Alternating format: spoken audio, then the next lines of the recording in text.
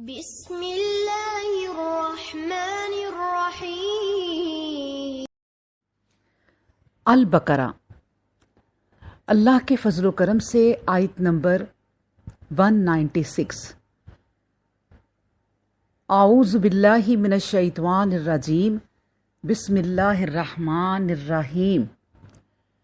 وَأَتِمُّوا الْحَجَّ وَالْعُمْرَةَ لِلَّهِ فَإِنْ أُحْصِرْتُمْ فَمَا اسْتَيْسَرَ مِنَ الْهَدْيِ وَلَا تَحْلِقُوا رُؤُوسَكُمْ حَتَّى يَبْلُغَ الْهَدْيُ مَحِلَّهُ فَمَنْ كَانَ مِنْكُمْ مَرِيضًا أَوْ بِهِ أَذًى مِنْ رَأْسِهِ فَفِدْيَةٌ مِنْ صِيَامٍ أَوْ صَدَقَةٍ أَوْ نُسُكٍ فَإِذَا أَمَنْتُمْ فَمَنْ تَمَتَّعَ بِالْعُمْرَةِ إِلَى الْحَجِّ فَمَا اسْتَيْسَرَ مِنَ الْهَدْيِ فَمَنْ لَمْ يَجِدْ فَصِيَامُ ثَلَاثَةِ أَيَّامٍ فِي الْحَجِّ وَسَبْعَةٍ إِذَا رَجَعْتُمْ تِلْكَ عَشْرَةٌ كَامِلَةٌ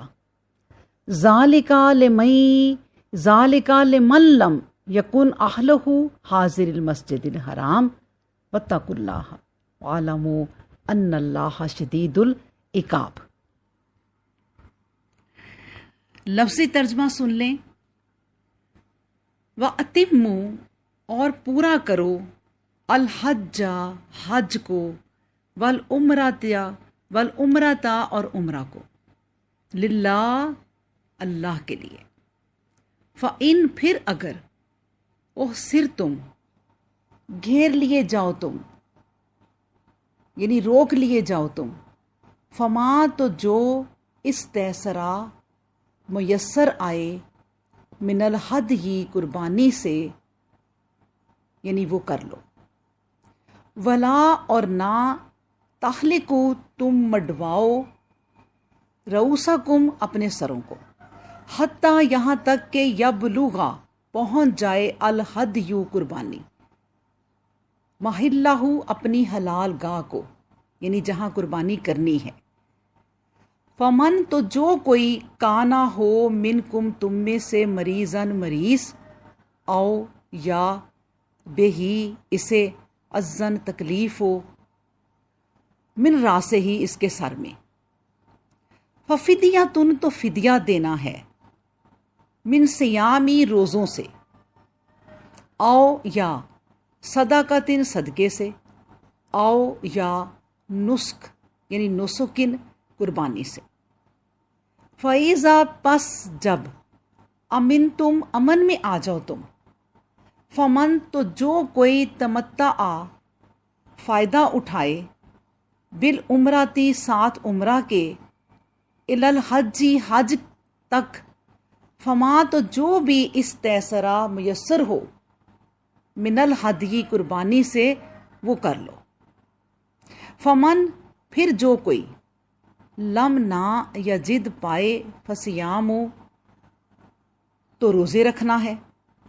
ثلاثتی 3 ایامن دنوں کے، فی الحجی حج میں، وسبعۃ اور 7 یعنی 7 روزے، اذا جب رجعتم لوٹو تم، تلکا یہ عشرۃ 10 ہوئے، کاملات پورے، ذالکا یہ لمن اس کے لیے ہے جو لم یکن نہ ہوں، اہلہ اس کے اہل خانہ یعنی اس کے رہنے والے، حاضر المسجد الحرامی یعنی رہنے والے مسجد حرام کے، واتقوا اللہ اور ڈرو، وعلموا اور جان لو، ان اللہ کہ بے شک اللہ شدید العقاب سخت عذاب بھی دینے والا ہے۔ اللہ اکبر۔ میں آپ کے سامنے اس آیت کی تفسیر سے پہلے آپ کو حج کے بارے میں یہ بتانا چاہتی ہوں کہ جہاد کا بیان جب جاری تھا، ابھی ہم لوگ جو آیتیں پڑھ رہے تھے، تو اچانک حج کا ذکر کیوں آ گیا؟ اللہ نے جہاد کی آیتوں کے ساتھ حج کا ذکر کیوں رکھا؟ میں اس پر تھوڑی سی روشنی ڈال کے پھر آیت کی تفسیر کروں گی، کیونکہ آیت جو ہے وہ بہت اہم ہے اور آیت جو ہے وہ ذرا طویل بھی ہے۔ اللہ کے فضل و کرم سے آپ کو ڈیٹیل بتانے کی میں کوشش کروں گی۔ دیکھیں، جہاد فی سبیل اللہ کے مسائل بیان کرتے کرتے درمیان میں قرآن کریم نے حج اور عمرہ کا تذکرہ شروع کر دیا اور کچھ دور تک اس کا ذکر چلا گیا۔ اس سے فارغ ہوتے ہی پھر جہاد فی سبیل اللہ کی طرف لوٹ آئیں گے، یعنی پھر وہ آیتیں شروع ہو جائیں گی۔ تو اور اس کے جو ہے وہ درمیان یہ ذکر کیا گیا کہ قتال فی سبیل اللہ اور حج بیت اللہ میں نہایت اعلیٰ درجے کا ربط و تعلق ہے، اس لیے یہ بیان کیا۔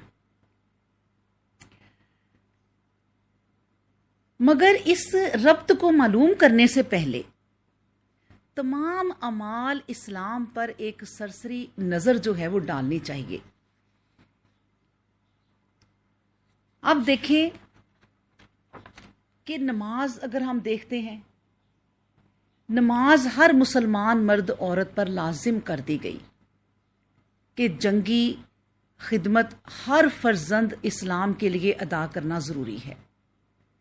بے یک وقت ایک لشکر جرار تیار ہو جس کے اندر قربانی کا جذبہ صادقہ ہو، اپنے امیر کی اطاعت راسخ ہو اور جو ہر قسم کی مصیبت و تکلیف برداشت کر سکے۔ اور زکوٰۃ کو دیکھ لیں، زکوٰۃ اپنی آمدنی کا ایک قلیل حصہ فقراء و مساکین اور دوسرے مصارف مذکور میں دے، تاکہ ایک طرف تو اسے اللہ کی راہ میں خرچ کرنے کی عادت ہو، تاکہ جب خلافت اسلامی کو اس کی دولت کی ضرورت ہو تو اپنی تمام جائیداد راہ حق میں لٹا سکیں اور ایک کوڑی بھی اپنے پاس نہ رکھے۔ اور دوسری جانب ابنائے جنس کے ساتھ ہمدردی، رحم، پیار، شفقت اور محبت پیدا ہو، جو ایک جذبہ فطری ہے، بخل و امساک کے عیوب سے پاک رہے اور قوم بھیک مانگنے سے بچ جائے۔ پھر رمضان آ جاتا ہے۔ رمضان کے روزوں سے غرض یہ تھی کہ مسلمان اپنے اندر بھوک، پیاس اور دوسری جسمانی تکلیفوں کو برداشت کرنے کی عادت پیدا کریں، اور اگر کبھی انہیں مخالفین معاہدین اسلام کے مقابلہ میں مصائب و شدائد کا سامنا ہو تو ہمت نہ ہاریں۔ ایک فوج کے لیے جن امتیازات و خصائص کی ضرورت ہے اور جن کے بغیر کوئی لشکر کامیاب نہیں ہو سکتا، وہ تو یہی وہ چیزیں ہیں۔ عام مسلمانوں نے ان کی پابندی کر لی، مگر ابھی یہ دیکھنا باقی ہے کہ ان میں کتنوں نے صرف ظاہری صورت کی پرستش کی اور حقیقت سے بالکل غافل رہے، اور وہ کتنے ہیں جو مشکل سے مشکل کام میں بھی ہاتھ ڈال سکتے ہیں اور ہر کٹھن منزل میں قدم رکھنے کے قابل ہیں۔ اس لیے کام شروع کرنے سے قبل ان کا امتحان ضروری ہے، اور وہ امتحان یہی فریضہ حج ہے، تاکہ مضبوط اور توانا سپاہیوں کا انتخاب ہو سکے۔ اسلام کا ایک پیغام محبت ہے، جو بچھڑے ہوئوں کو ملاتا ہے، بیگانوں کو اپنا اور آشناؤں کو صدیق اور حمیم بنا دیتا ہے۔ اہل محلہ میں محبت و یگانگت پیدا کرنے کے لیے 5 گانہ نمازوں کے وقت محلہ کی مسجد میں جمع ہونا واجب کیا گیا۔ شہر والوں کے تعلقات کو مضبوط اور استوار کرنے کے لیے ہفتہ میں 1 مرتبہ مسجد جامعہ میں نماز جمعہ ادا کرنا ضروری ٹھہرایا گیا۔